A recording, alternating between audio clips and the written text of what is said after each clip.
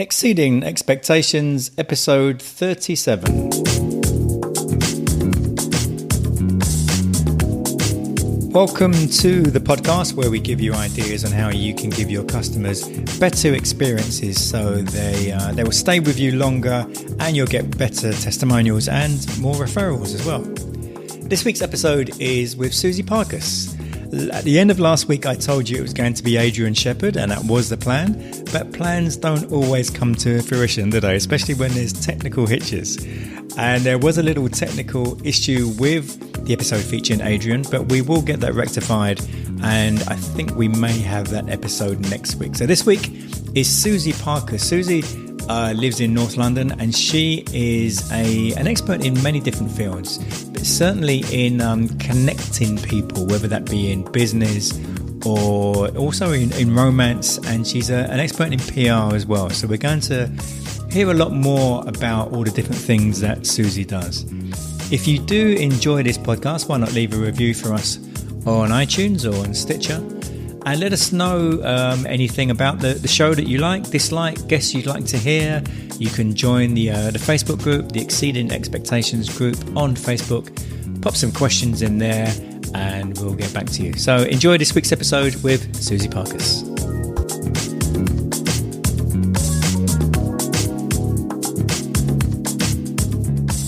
Exceeding Expectations, and my guest this week is Suzie Parkus. How you doing, Suzie? I'm really good, thank you. How are you?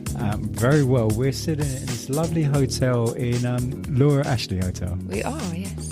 And I've got a real dilemma this week in this week's episode because I don't know where to start. I've been chatting with Suzie for the last hour or so, and there are so many stories she has. And it's going to be difficult containing this to 45 minutes, I think, is the issue we're going to have this week. We will try.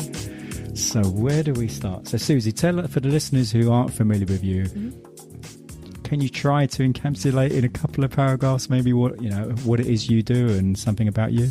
Sure. I'm only laughing because obviously my background spans quite a number of years, 17 years, in which time I've had 5 businesses. And long story short, I'd say that I am a catalyst for helping people to be the best version of themselves, whether that's health and business and mindset. It's really looking at the person, and communication skills is one of my big things. And then obviously, as you know, I've got my book coming out, which is to do with work-life balance and making sure that you are showing up as the best version of you. So that's really who I am and the place in which I come from. If you look at sort of Simon Sinek and his why, my why is to really help people. And you sort of touched upon, you've done so many things previously. You did the whole sort of dating relationship stuff and many other things as well. So let's start with the current book you're working on now. Tell us a little bit about that and what gave you the inspiration to write that in the first place. So I was involved in an accident 4 years ago, and it really has changed my life in so many ways. In terms of, I wasn't able to work for a while, and I had a lot of medical stuff going on and just this, that and the other. And, you fast forward to now, and in hindsight and with a different perception and with introspection, I feel like it was a life intervention. It was actually a lifeline in disguise, because I was this egotistical, highly driven entrepreneur who was living life in the super fast lane, and I clearly couldn't carry on in that way.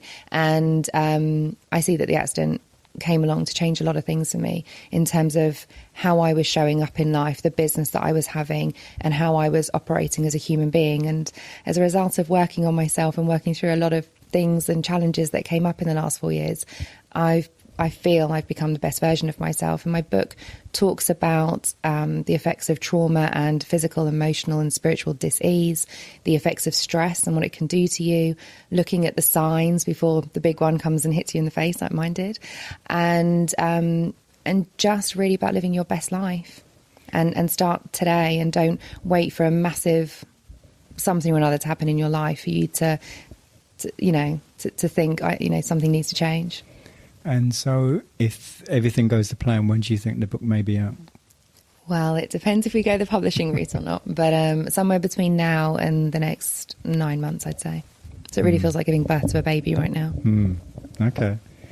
And as far as exceeding expectations is concerned, I mean, there are so many stories you were telling me before that we could delve into. So let's start off with the story you were telling me about Guess. Oh, Guess, yes, the ladies' clothing line. Well, I used to live in Canada for a short while, and Canada is actually very well known for their customer services, but I've never seen anything like this before. I walked into the shop, and as soon as I arrived, I picked up a couple of things, and maybe only had about 4 or 5 items before the shop assistant came over and said, "Hey, ma'am, can I set up a changing room for you?" I was just like, what is this? And I just kept picking up more and more items, and she just kept putting them in the changing room. Whereas here in the UK, you're lucky if you can get up to 5 or 6 items max, and then they'll put the other things on the side, and then you can go back annoyingly and grab them later. And it was just an amazing experience. And even if I had the wrong size, she went and changed it for me, and nothing was too much. And it just felt like I was having a personal shopping experience, or I was some kind of celebrity. And actually, this is just the way that they operate. And would you say that was just Guess or Canada? What do you think it was? It definitely wasn't like that in every shop, know, every ladies' clothing shop. That one was definitely exceptional. But obviously, they're a mid to high range out there as well. So you go to Old Navy, it's almost like our Primark. You're not going to get that kind of experience. But then there were certain restaurants where the customer service and the staff in themselves, that it was just, like another experience. Again, customer service is really high up on the agenda there. So I know we spoke about Pickle Barrel, for example, and it's really well known throughout Canada and to some people outside of that. The customer service there is incredible. The waiting staff are amazing. So do you think that generally, or there's something about Canada that have a different approach to customer service than we typically do in the UK? Yeah, they're friendlier. They're far more chatty. Here, if you smile at somebody, I think they think that something's wrong with you. Whereas even when I was living there, I was just sitting in Starbucks by myself, and people would approach me and come talk to me. They're more open and inquisitive and just generally helpful than people are by nature here, I'd say. And everything just seems so easy. Asking for directions, doors being held open, people really being grateful for your custom. That's the other thing. Didn't take it for granted. They were so grateful. There's also a different approach there in terms of the service fees that you pay. So Pickle Barrel, you pay 20% mandatory, and people really work for the service, and they deserve it as well. Some of them just really go beyond the call of duty to make sure you have a good experience. Well, tell us more about Pickle Barrel, because that sounded fascinating when we were talking about that. So Pickle Barrel is not like eating at the Ivy, for example. I'm trying to think. It's probably like the equivalent of our Wagamama, I'd say. So it's a chain, and it's burgers and salads, but it's nice stuff. It's not McDonald's. And I'd say that the waiting staff are constantly on you in terms of their eyes are constantly glazing around the room to see if somebody needs a refill, or they've finished eating. Maybe it's time to have dessert. You just weren't waiting around for anything. But similarly, one of the annoying things when you eat out is people take the plates away as soon as you finish and the other people haven't, and just none of that was going on. Everything was just so seamless, and your needs were their needs basically, and you felt it. And you were welcomed. As soon as you came in, it was, we're grateful to have you. You're coming to kind of spend money in our establishment, even though they're just the waiting staff. And as you left, it was like, bye, thanks, ma'am, come again. And it just felt very friendly, rather than here where it's I don't know, it's very transactional. And there was something you were telling me about the tips. 20%. Right. Yeah, so it's a 20% mandatory tip. And the waiting staff, they deserve it and so much more. And so there did you say there was a queue or something? Yes. So when somebody was leaving that branch, there is a waiting list to become a server at Pickle Barrel, because you can make a lot of money on the tips. Wow. Yeah, I certainly haven't heard of any shops here where there's a queue for people to join as a, in a restaurant or some type of like a Wagamama's or whatever. People I think would just be happy to get a job wherever. But I think I heard something random about people auctioning off their jobs on eBay. Right. It was just the most bizarre thing I've ever heard. From all the different places you've been to, how different is customer service in different areas, and how much of it, what factor plays into it? You know, the local people, and how does that change things in different places? Gosh, well, I've definitely travelled, that's for sure. And so you mentioned that I was away in the Dominican, and if you bought stuff from the local street sellers, they were so helpful. You know, they knew that I wanted certain quality food, and they helped me pick out the nice bits from the rotten stuff. And that was a very different experience with the supermarket. The supermarkets were awful, and it was like a meat market. It's just, I think it was worse than our supermarkets here. But you go and support the local businesses, and the gratitude was just second to none, and it felt very friendly and lovely.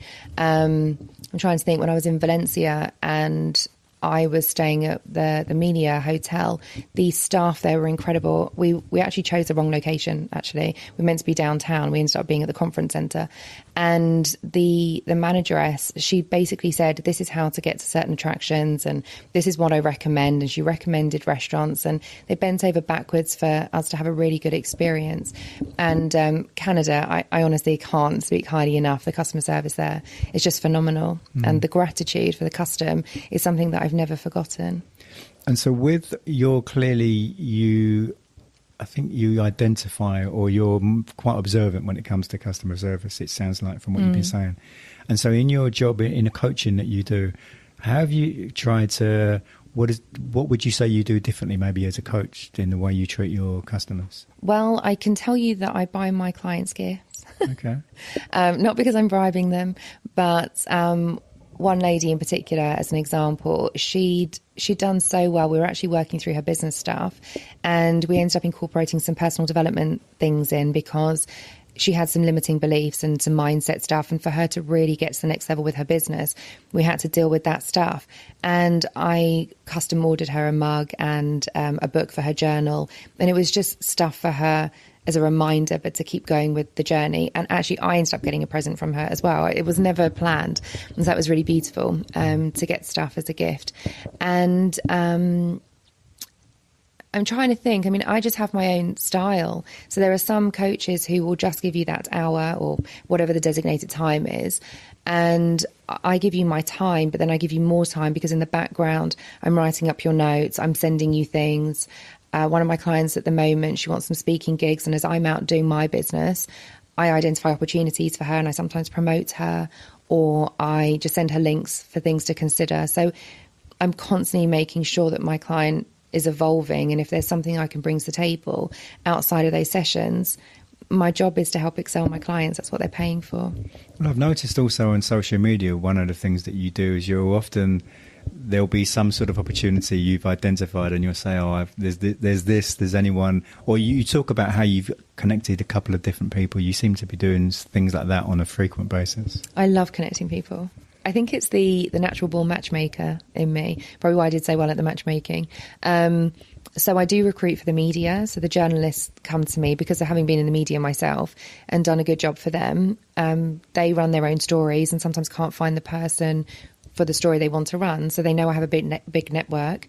And so I sometimes find myself in a position where I'm basically recruiting for them. But similarly, I'm just thinking about something the other day where somebody posted they were in a situation, and you could tell from their post they were crying out for a certain type of person. So I tagged somebody into it and I said, you two should speak. And it's just about being a person of value. And this is what I teach in the communication work that I teach on occasion. Being a person of value. It also means you become a person of influence as well. And it's about thinking about other people and adding value and supporting others, and not just thinking about me the whole time. Let's touch upon the matchmaking you just spoke about.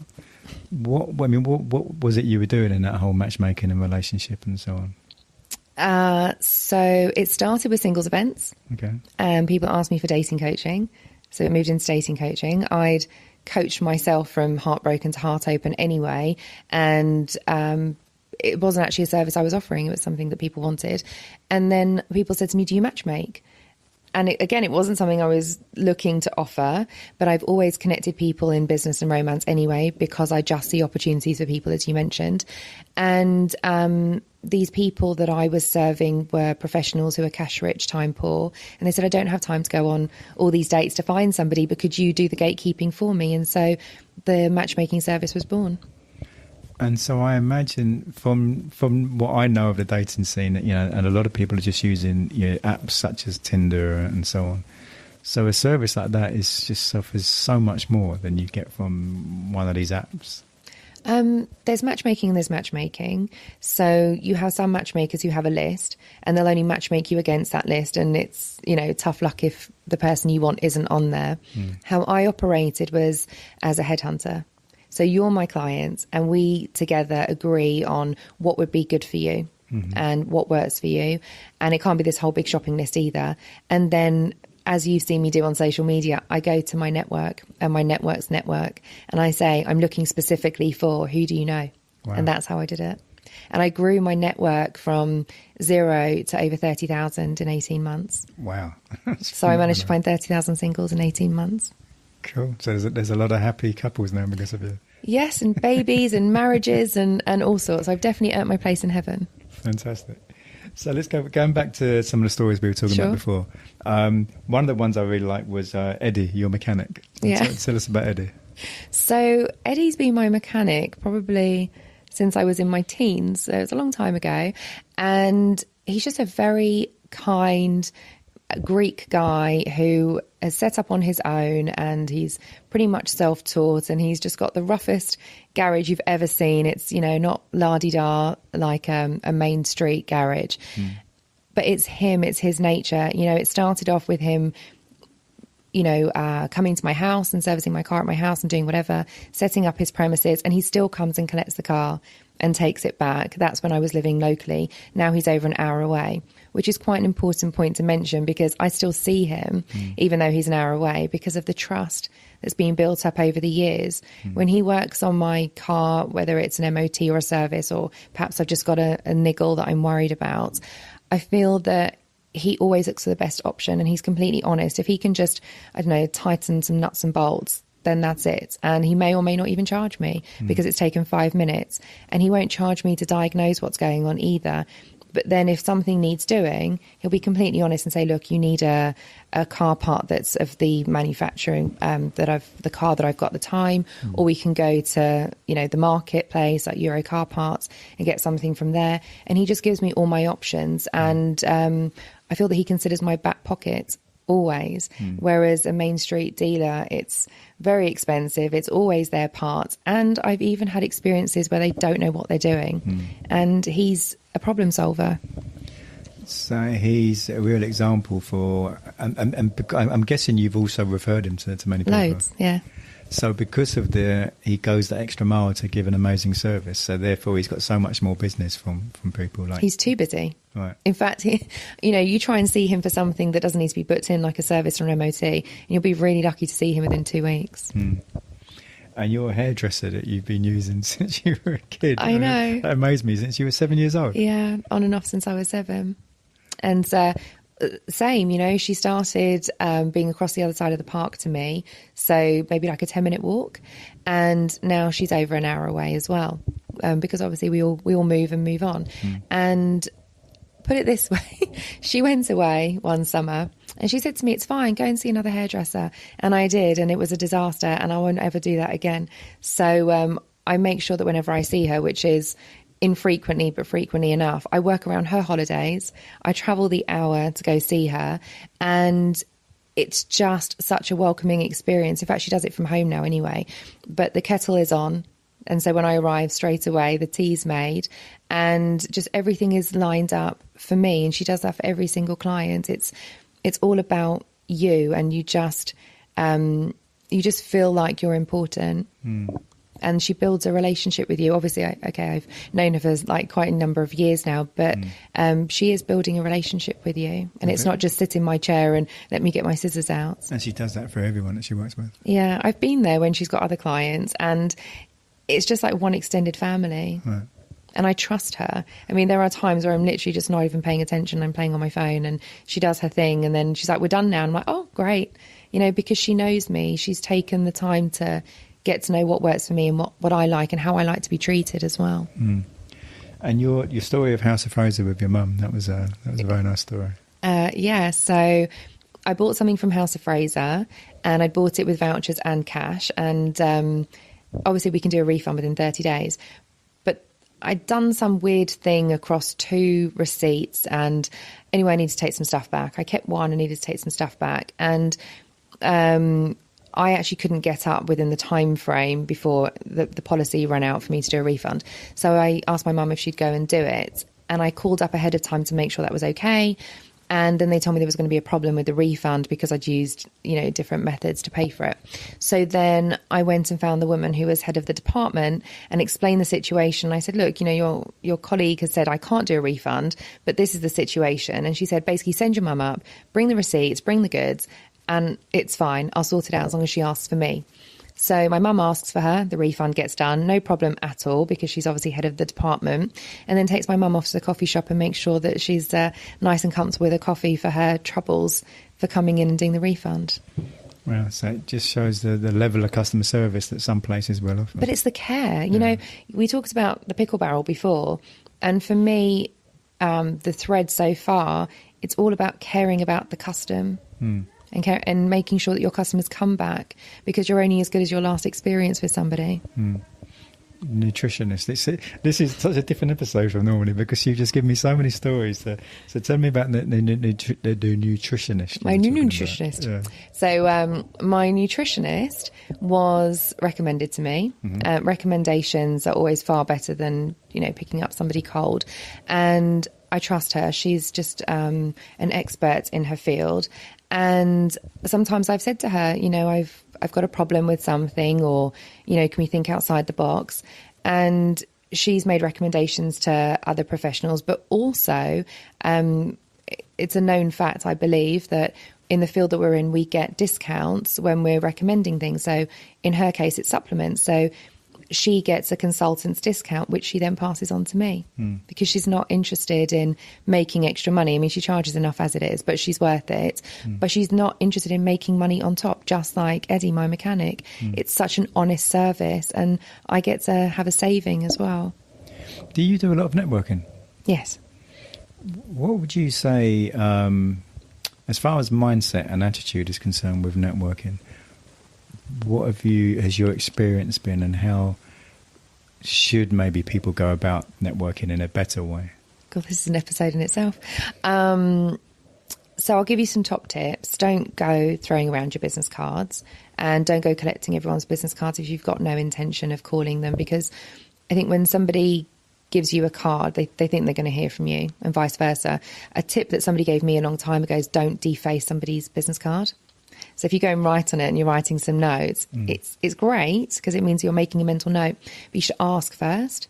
So it'd be like, Suzie, do you mind if I just make a note of whatever it was we discussed on your card? It's fine, because effectively it's my property that I've paid for and you're now defacing it. And I never thought about that until someone brought it to my awareness.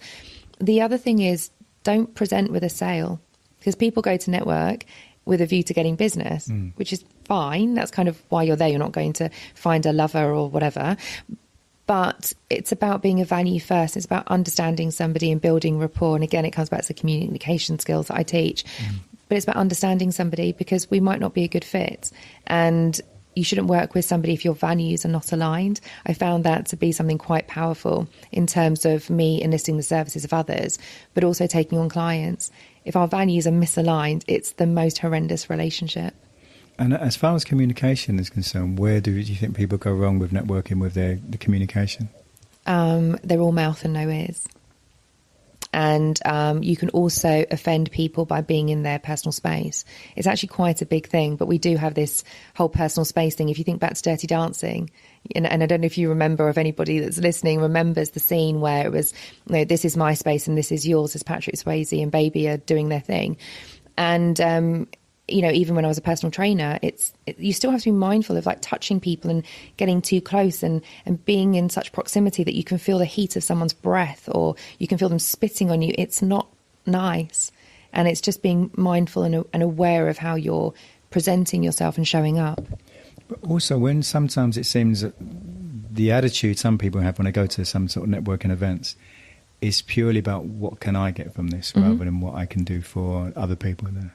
Yeah, as I said, it's about being of value. It's about, to quote Andy Lapata, for example, it's what do you need? How can I help you? Always, even, I'm lucky he's a friend of mine, but when he picks up the phone, it's, Suzie, how can I help you? It's actually, it's how are you, but it's how can I help you today? And he leads with that, and it's something that's been ingrained in me now. But why is it, if you can really identify to the listeners, why that can make such a difference to someone's business by having that kind of approach? Because it shows that you matter. I think it comes back to this whole customer service thing we were talking about before. You matter, and it's you before me. And there's too many me people out there. So it's, for example, you and I meet in a room and who are you and what do you do? And straight away leading with interest. So tell me more about what you do and why did you do it and who do you like to serve? Oh, that's interesting. You know what? I know some people like that. And leading the conversation that way, not going, oh, that's cool. Can I help you with my service? Maybe I can help you get more business. So for people who maybe are listening to this and think they probably need to do a bit more networking, what are the biggest mistakes people make when it comes to networking? The biggest mistakes people make are not being fully present. That's a really big one, and not acknowledging the person in front of you, and talking more than they're listening, and making the agenda all about themselves. And networking is not about going out to sell and to go out and get as many business cards as possible and then cold call. And the biggest one, do not put people on your mailing list without permission. That's horrendous, getting cold spam email. And it's just about respecting people and treating people as people first. And if someone wants to buy into you, they will. And having the patience. So it might not come today and it might not come tomorrow, but be of value, build a relationship, and the business may or may not come. And so when you've been networking in the past, have you kind of touched upon something there that you may not get business from someone immediately, but it could be a year or so later? Have you had experiences like that? Yeah, I mean, I think back to a lady from the States that I work with. We were introduced by somebody and just got to know each other. In fact, I helped her loads by getting her guests on her show. I was a guest on her show. I've put people in her group. And then she put something on Facebook once saying I needed something or another. And whilst I'm not that something or another, I just had an inkling to speak to her because too many people were jumping on it. And I felt quite protective. So we got on a call and I said to her, I think you need X, Y, and Z. She goes, oh my gosh, that makes sense. Can you help me? But she didn't come to me directly. It was because actually I just led with value. I led with, can I help you? Because I think you're a bit lost and I think you're looking for the wrong thing. It also goes the other way. So I shared a stage with somebody 2 years ago and she left an impact and she really moved me with what she shared. And she does something that I knew I'd need at some point, but it wasn't an immediate need. But that impact that she left behind has now led to her working with me 2 years later. And she was surprised that I called her. But I said to her, but you made an impression for you. You touched upon your show, that the podcast that you used to have, and that quite intrigued me when we didn't go into much detail, but you had 50 something episodes, and it was about dating and relationships. Yes. Tell us about that podcast. In terms of what it was covering, how it came about, what you got out of it, what you feel your listeners got out of it. Again, another podcast, and it's another podcast episode in itself. So I was on the radio for 1.5 years. I was the expert, the resident dating expert, and the show came to a close. And somebody had told me however many years before about podcasting as another medium, alongside social media. And I just couldn't fathom doing something else. I was already stretched as it was. But when the show came to a close and we'd done so well, we had so many people calling in and giving great feedback, I wanted to carry on. Except this time I could carry on my own terms. And rather than being the expert, I could offer my expertise but be the interviewer. So I decided to create a hot list of the people that I wanted to interview, and I went for the big boys, and I went for some really big names, and I utilized my network, and I utilized my headhunting skills as well. And I went out there and I got all my guests, and I covered things like masculine and feminine and how that shows up and plays out in relationships. It also covered things like how to communicate effectively. So things like a Margot technique, for example. In dating, people come to the table with a chip on their shoulder. And so I had somebody who'd had a huge life experience to talk about how they'd worked through stuff and how it doesn't define them. And things about the law of attraction and mindset and limiting beliefs. And we just went so far and so wide because all these things are so important in terms of developing you as a person and being the best version of yourself in a relationship and being able to attract, being able to attract the person that really aligns with you, not the person that you think will work for you. There's a huge difference. So we went into so many different layers and levels around dating. Wow, it sounds fascinating. Why did you stop that eventually? I didn't even start. That's the sad thing. So I have all the episodes that never went live because of this accident that happened. So it turned my world upside down. And I still feel like one day I'd like to just publish them and maybe as a collection and people can buy them, because the people that I only got to interview, people cut off their right arm to speak to. And I managed to get 30 minutes, sometimes up to 2 hours of these people's time. And some of them came back for a second and third interview as well. And the content was just pure gold. And I loved every minute of it. I'm fascinated by people. And from what we were talking about before, you're going to use some of that in a future book that you've got plans for. Yes. So there's a book that I started way back when in like 2014 about dating faux pas. And it looks at how people sort of show up on a date and maybe not as the best version of themselves and how they can do better. So slightly about mindset, but more about taking scenarios and kind of explaining why that's not a good way to operate. When we started talking about books before and publishing, and so the books that you've got planned, you've got the one you're working on now, and then you've already thought about the next one, and you've probably already thought about the next one after that. How do you think the books are going to help the sort of people that follow you? And you've got a lot of people who kind of almost follow you every move, it seems. Yeah, I have my cheerleaders, and as I wrote on Facebook the other day, that's the kind of support you can't buy, by the way. So for everyone who's plowing loads of money into Facebook, you can't buy that kind of support. But coming back to the books, so yes, I have several planned. I'm working on 2 simultaneously at the moment, and they cover different content. So I think for me personally, it shows those that are following me right now and those that find me that I understand a lot of different things, and I'm not trying to put it in one book. And it covers, dating and relationships and the trauma and the disease stuff and communications. And for me, I feel it's all interconnected.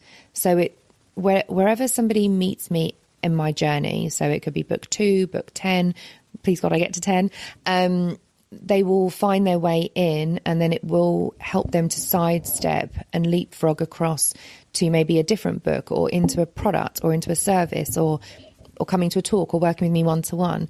But it's a touch point that then brings them that bit closer to me and understanding what it is that I know and how I might be able to help them in some capacity through some product or service.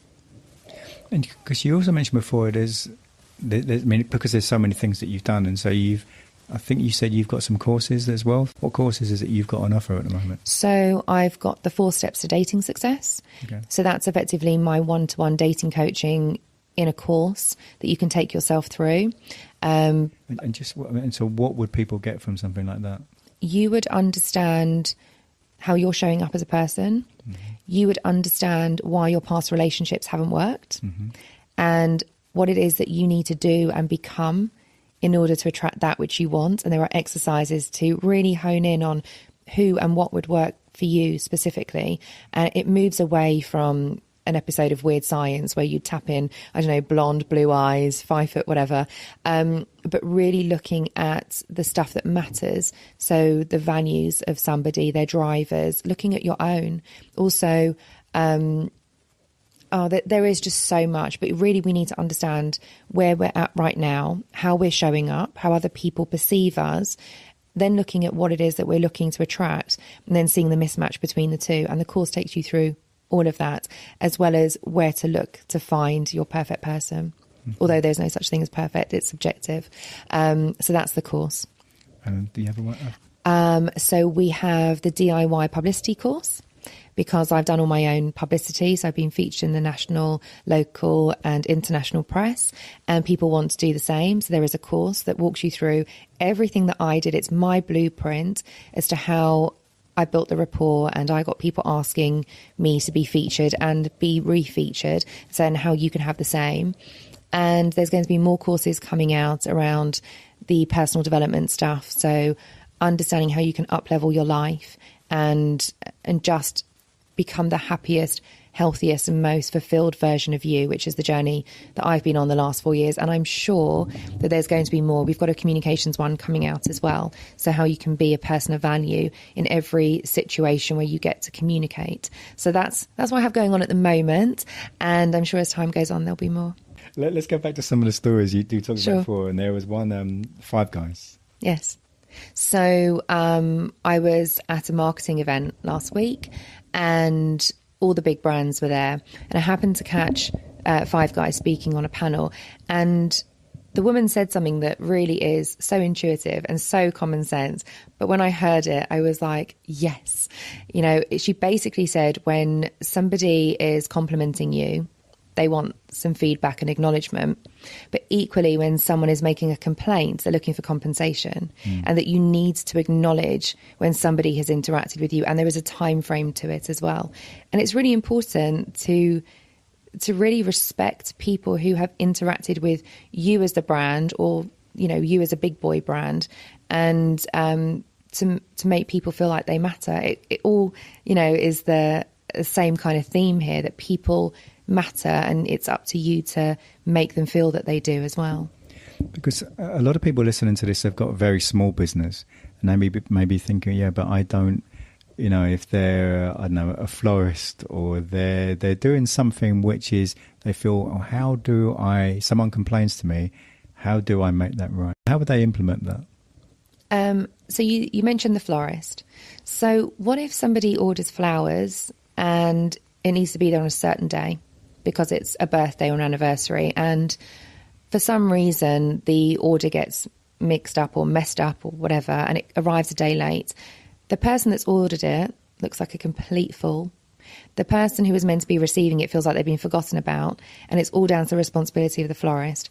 So what can the florist do? Well, they could get an emergency bouquet out, so it's not delayed if they know that there's an issue, and maybe hand deliver it themselves. They can send something that's twice the size and twice the price to make up for it, and acknowledge the responsibility that they messed up, and so that they don't make the purchaser look bad, and that they help the person who was the recipient feel better. So it's about understanding how whatever's gone wrong has made the people involved feel, and to mitigate that as best you can. What are your general thoughts on exceeding expectations? We should always exceed expectations. It's overpromise and underdeliver always, not the other way round. You are only as good as the last experience somebody's had with you, the last thing that you've said, the last thing that you've done, and it can make or break you, no matter how big or how small your company. And so just before we finish, you told me about a quotation you've always liked. Do you want to tell us about that and why? Sure. This has been my mantra even for the longest time. It's expect the unexpected and you'll never be disappointed. It's very personal to me because I used to judge everybody by my own yardstick. So therefore my expectations were very high. And if you didn't meet my expectations, I used to throw the baby out with the bathwater. And so now it's about just not having any expectations, and therefore you come from a place of gratitude instead. So when something does happen that you haven't expected because you're just showing up and being present, you really just feel this sense of gratitude come over you, and you also react from a place of gratitude, which makes the other person feel good as well. And just to go into that a little bit further, you said about showing up and feeling present. And I think that's a phrase that some people will completely understand and other people won't. Maybe that will maybe go over their heads. What does that mean to you? It means true connection. So you talked about networking, for example. So if I'm talking to you, but I'm looking over your shoulder at the next person that I want to talk to, you know that my attention's not with you. You know that I'm not right here with you.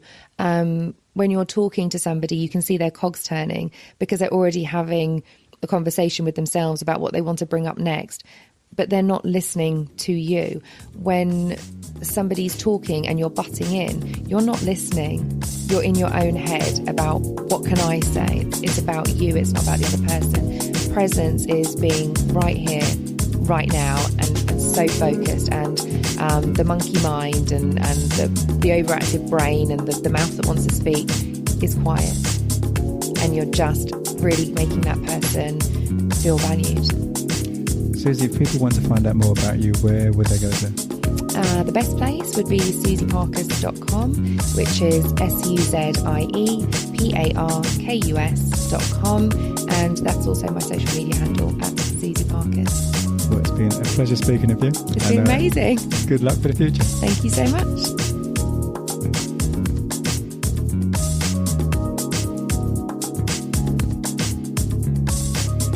In next week's episode 38, we will be speaking with Adrian Shepherd, if everything goes to plan, but who knows. But Adrian Shepherd is originally from Yorkshire, now based in Japan, and he's had quite an amazing life. He's nearly drowned twice, he's almost been bankrupt a couple of times. He's had quite an interesting life, and he does a variety of different things in Japan in productivity. He originally was teaching people English, and he's got quite a varied life. So that's next week with Adrian Shepherd, hopefully. Hope you have a fantastic week. Do leave us a review, and see you next week.